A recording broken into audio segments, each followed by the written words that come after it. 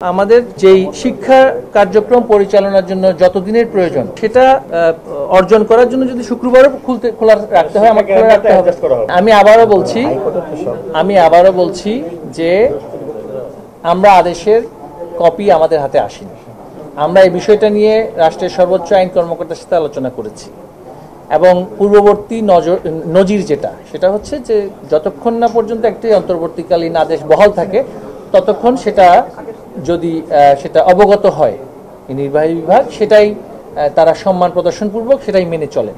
অর্থাৎ আদালতের যে অন্তর্বর্তীকালীন আদেশ সেটা যদি বহাল থাকে সেটা মেনে চলতে আমরা নির্বাহী বিভাগ আইনের শাসনের প্রতি যেহেতু আমরা শ্রদ্ধাশীল আমরা সেটা মেনে চলতে বাধ্য। তবে সেটা আমাদের অবগত হতে হবে। এখন পর্যন্ত আমরা সেটা অবগত হয়নি, এখনো সময় আছে।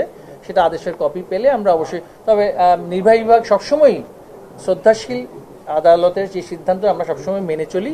তবে আদালতের এখতিয়ার আর নির্বাহী বিভাগের এখতিয়ার এই দুই বিভাগের মধ্যে অবশ্যই একটা সাংবিধানিক একটা বিষয় আছে। সেখানে কিন্তু আমরা অনুরোধ করব সবাইকেই, সকলকে, অভিভাবকদেরকে, শিক্ষকদেরকে এবং গণমাধ্যমের সকল কর্মীদেরকেও যে আমরা এই বিষয়গুলো যাতে করে মাথায় রাখি। আর একটা বিষয় হচ্ছে যে আবারও আমি বলছি শিক্ষা প্রতিষ্ঠানের প্রতি আমাদের শহরাঞ্চলের দিকে সেখানে তো আমরা বন্ধ করছি, আবারও করব।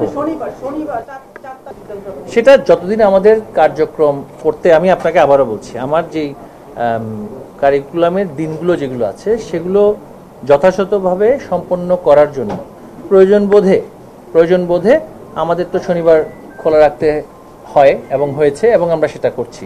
তবে সেটা যদি আমার দিবসগুলো যদি সম্পন্ন হয়ে যায় তাহলে সেটা আমরা খোলা রাখার প্রয়োজন হবে না। না, আদেশে আসলে কি আছে সেটা তো আপনিও দেখেন না, আপনি দেখেছেন। আপিলের তো সুযোগ নেই, বৃহস্পতিবার তো বন্ধ, আজকে তো আর সময় নেই। আপিল আমরা চাইলেও আপিল করতে পারবো না, কারণ আদালত বন্ধ।